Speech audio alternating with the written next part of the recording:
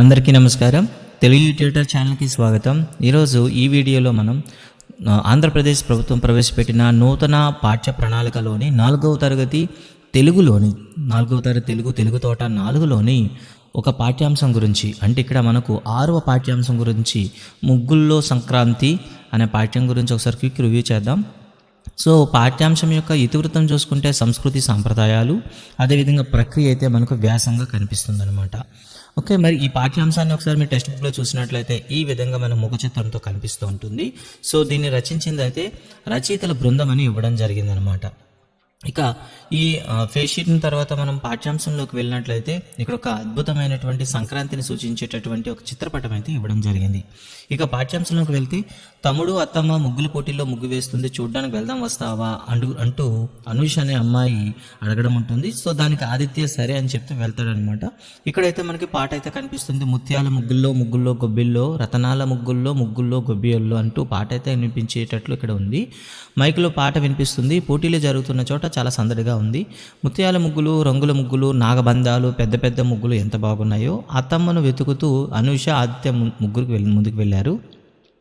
నెమళ్ళ ముగ్గు, చిలక ముగ్గు, పద్మాల ముగ్గు, సీతాకోక చిలుక ముగ్గు, ఏ ముగ్గు చూసినా దీనికే బహుమతి వస్తుంది అనిపించేటట్లు ఉన్నాయన్నమాట. అత్తమ్మ కనిపించింది. ఇక అదిగో అత్తమ్మ అన్నాడు ఆదిత్య. అబ్బా అత్తమ్మ ఎంత పెద్ద ముగ్గు వేశావు, అదేంటి అత్తమ్మ, ఒకే ముగ్గులో భోగి మంటలు, గంగిరెద్దులు, గాలిపటాలు భలేగా వేశావే అంది అనూష. అవును అనూష, ఇది సంక్రాంతి ముగ్గుల పోటీ కదా, అందుకే సంక్రాంతి విశిష్టతను తెలిపే అంశాలు ముగ్గులో వేశానని చెప్తుందనమాట. తెల్లవారుజామున వీధిలో వేసే భోగిమంట, సంక్రాంతికి సాంప్రదాయంగా వచ్చే జానపద కళారూపమైన గంగిరెద్దులు, పిల్లలు సందడిగా ఎగురవేసే గాలిపటాలు నా ముగ్గుల్లో చూపించాను అంది అత్తమ్మ. అంటే ఇక్కడ సంక్రాంతి పండుగలో ఉండేటటువంటి 3 ప్రత్యేక అంశాలు కూడా ఒకే ముగ్గులో వేసి తను చూపించింది. నేను భోగిమంటల్లో వేయడానికి నెల రోజుల నుండి ఆవుపేడ పిడకలు ఎండబెట్టి దండగుచ్చి ఉంచాను అంది అనూష. అంటే మనకు ఇప్పుడైతే ఇది అంతరించిపోయిందనమాట. నిజానికి భోగి మంటల్లో మనకి ఆవు పేడతో చేసిన పిడకలు అయితే వేస్తారు. ఇక పాత కర్ర సామాను, ఎండు కట్టెలు అన్నీ చేర్చి భోగి పండుగ రోజు భోగి మంట వేస్తారు. పిడకల దండలు కూడా వేస్తారు చెప్పింది అత్తమ్మ. ఈ భోగి పళ్ళు ముగ్గు చూసారా ఎంత బాగుందో అంది అత్తమ్మ. భోగి రోజు సాయంత్రం రేగిపళ్ళు. సో ఇది చాలా వరకు అయితే తెలియకుండా పోయింది.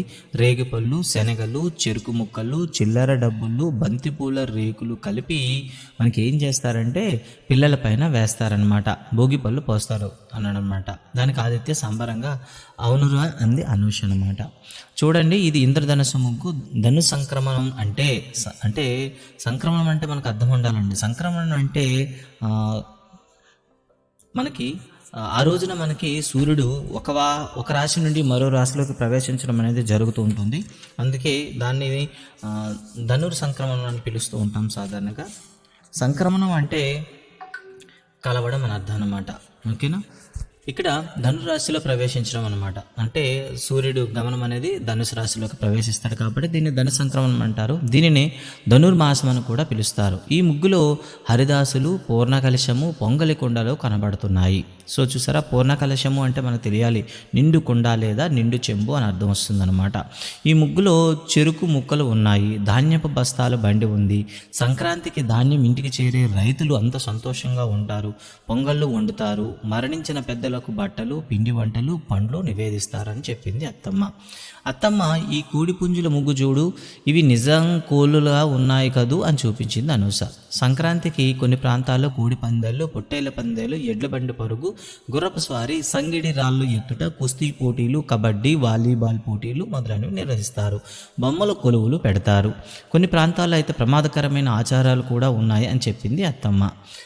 ఈ ముగ్గు చూడు, ఈ స్త్రీ 10 చేతులలో స్టెథోస్కోపు, పుస్తకం, చీపురు, గరిటె, తుపాకీ, రెంచి, చక్రం, కొడవలి, పూలదండ, టెన్నిస్ రాకెట్ పట్టుకొని మరో 2 చేతులతో పసిపాపను ఎత్తుకుని ఉంది. నల్లకోట తొడుక్కొని ఉంది చూపించింది అనూష. స్త్రీ శక్తి తెలిపే ముగ్గు అది అనూష.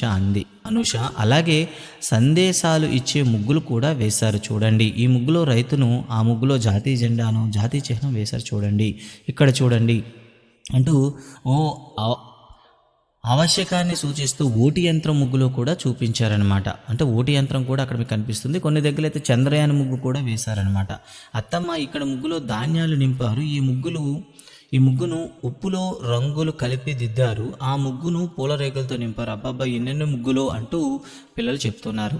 ఈ ఎద్దుల ముగ్గులో కొమ్ములు ఎంత చక్కని రంగులు వేశారో చూడండి. గొబ్బిళ్ళు, దీపాలు, పూర్ణ కలశాలతో ముగ్గులు అందంగా అలంకరించారు.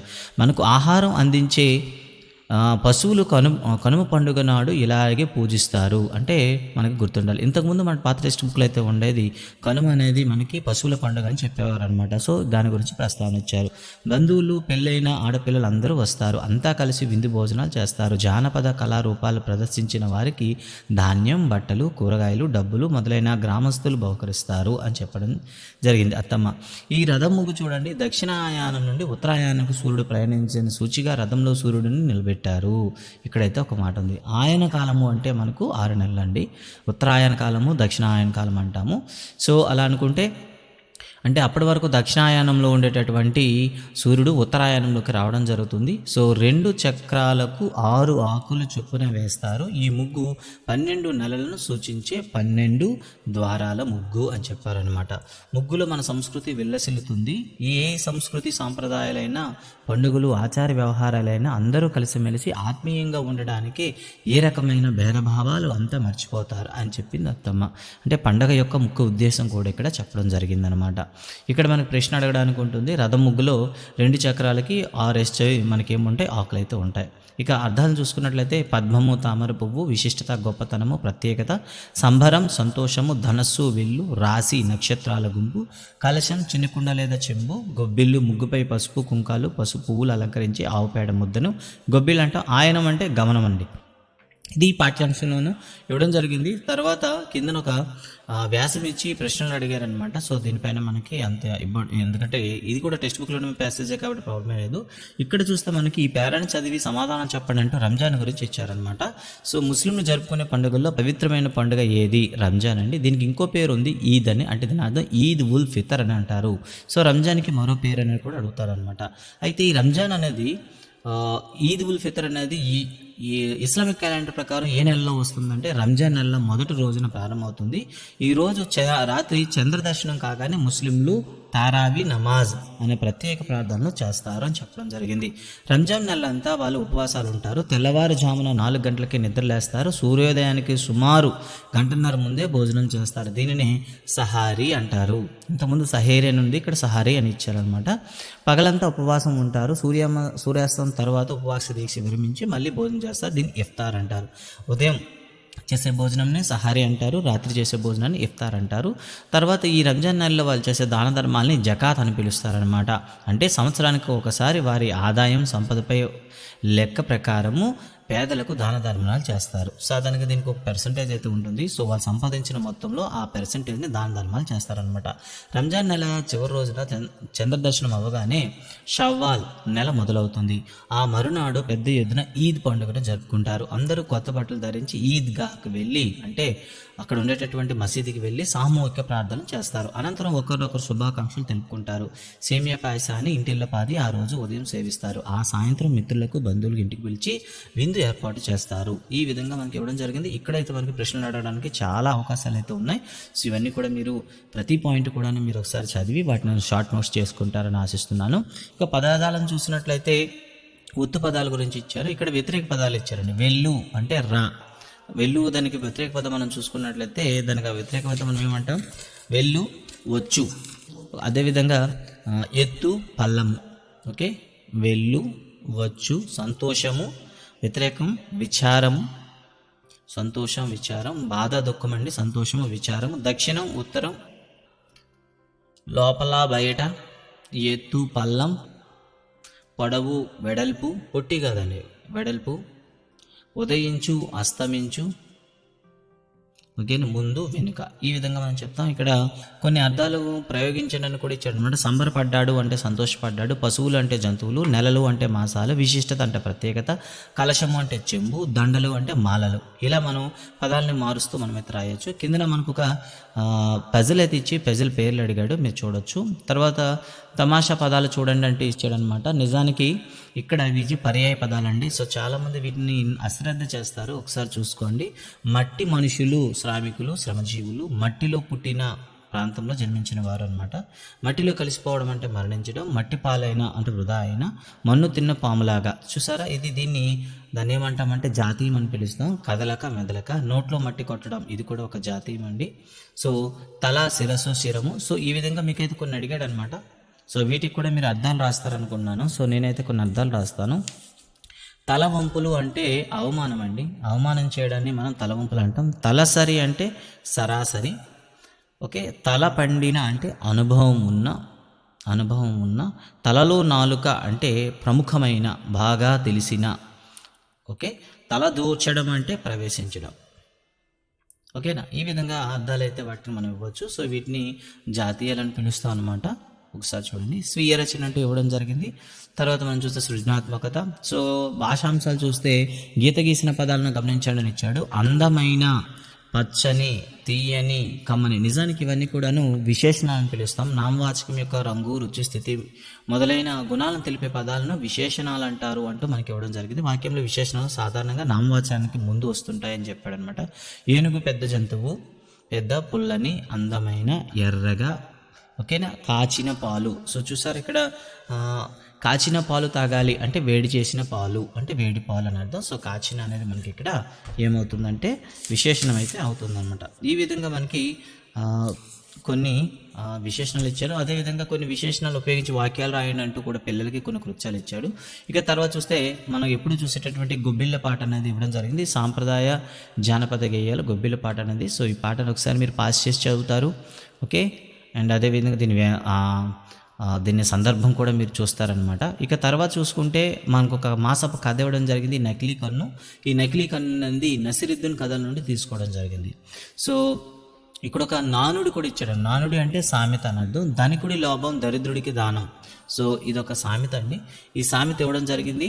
సో ఈ సామెతను ఆధారంగా చేసుకొని పాఠ్యాంశం అంతా ఉంటుందన్నమాట. సో నసిరుద్దీన్ ఎప్పుడు కూడాను ప్రార్థన చేసుకున్న మసీదుకి వెళ్తూ ఉంటాడు. అది శిథిలావస్థకు ఉంటుంది అనమాట.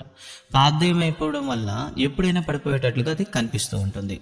నసిరుద్దీన్కి ఒక సందేహం వస్తుంది అనమాట. సో ఏంటంటే, పొరపాటున నేను ప్రార్థన చేసే సమయంలో అది పడిపోతే ఎలా ఉంటుంది? అంతేకాకుండా తను దాన్ని బాగు చేసుకుందాం అనుకుంటే దానికి వచ్చేటటువంటి వాళ్ళందరూ, చుట్టుపక్కల వాళ్ళందరూ కూడా చాలా పేదవాళ్ళు. సో వారు దాన్ని స్తోమత కూడా లేదు కాబట్టి దాన్ని బాగు చేసుకున్నారు. దాన్ని బాగా ఆలోచించి ఏమనుకున్నాడంటే ఒక పథకం వేసుకున్నాడు అనమాట. ప్లాన్ అయితే కన్స్ట్రక్ట్ చేశాడు. ఇరుగు పొరుగు వాళ్ళను సమావేశపరచాలని నిర్ణయించుకున్నాడు. ప్రయత్నం కూడా ప్రారంభించింది. సో ముందుగా మౌల్వి ఒక ధనికుడి ఇంటికి వెళ్ళాడు. నిజానికి అతను ఆ ఇంటికి వెళ్తే అసలు ₹1 కూడా రాదని అందరికీ తెలుసు అనమాట. కానీ తను వెళ్ళడం వల్ల ధనికుడి కళ్ళల్లో ఒకటి నకిలీది. సో అక్కడికి వెళ్ళడం వల్ల అది అసలు వర్కౌట్ అదనేసి చాలామంది ఊహ కూడా కలగలేదనమాట. అతని దగ్గరికి ఎవడు వెళ్తాడు అనేసి. కానీ అతని దగ్గరికి వెళ్ళాడు. అయితే ఆయన గురించి ముందుగా తెలుసుకున్నాడు. ఏంటంటే అతని కళ్ళల్లో ఒకటి నకిలీ కన్ను అయితే ఉందన్నమాట. మౌలి నసిరుద్దీన్ ముందు అతని ఇంటికి వెళ్ళాడు. ధనికుడికి మౌలి వచ్చిన కారణం అడిగాడు. మౌలి నసిరుద్దీన్ దానికి అన్ని విషయాలు చెప్పాడనమాట. చెప్పిన తర్వాత చివరికి ఒక షరతు అడిగాడనమాట. ఏంటో షరతు అని అడిగితే, నా కళ్ళల్లో ఏది నకిలీ కన్ను కనుక్కో, చందా ఇస్తాను అన్నాడు అనమాట. మౌలి ధనికుడి కళ్ళల్లోకి ఒక్కసారి చూసి వెంటనే చెప్పేశాడు అనమాట, ఎడమ కన్ను అనేసి. సో దానికి ధనికుడు ఆశ్చర్యపోయాడు. ఎలా కనుక్కున్నావు అని అడిగాడు అనమాట. మౌలి సూటిగా ఒక మాట చెప్తాడు, మీ అసలు కన్నుకి దయ, ప్రేమ ఉండవు కదా, అందుకే అది రాయిలా కనిపిస్తుంది. మీ ఎడమ కంట్లో కొంచెం దయ, ప్రేమ కనిపించాయి కాబట్టి అదే నకిలీది అని చెప్పాడు అనమాట. ఆ మాటలకు లోబి చాలా ధనవంతుడు సిగ్గుపడి ఆ మసీదుకు మొత్తం ఖర్చు తనే భరించాడు. అంతేకాకుండా మౌలికి కూడా కొన్ని మంచి కానుకలు ఇచ్చి పంపించాడు అనమాట. ఇదండి నకిలీ కన్నులో ఉండేటటువంటి కథ. ఓకే, సో దీంతో మనకి పాఠ్యాంశం 6 పూర్తయింది. సో ఈ వీడియో మీకు ఎలా అనిపించింది, ఇంకా ఎలా చేస్తే బాగుంటుంది, అండ్ అదేవిధంగా మీ యొక్క అమూల్యమైన సలహాలు, సజెషన్లు ఇస్తారని ఆశిస్తున్నాను. Okay, thank you very much. మరో పాఠ్యాంశంతో మళ్ళీ మీ ముందుకు వస్తాను. Thank you.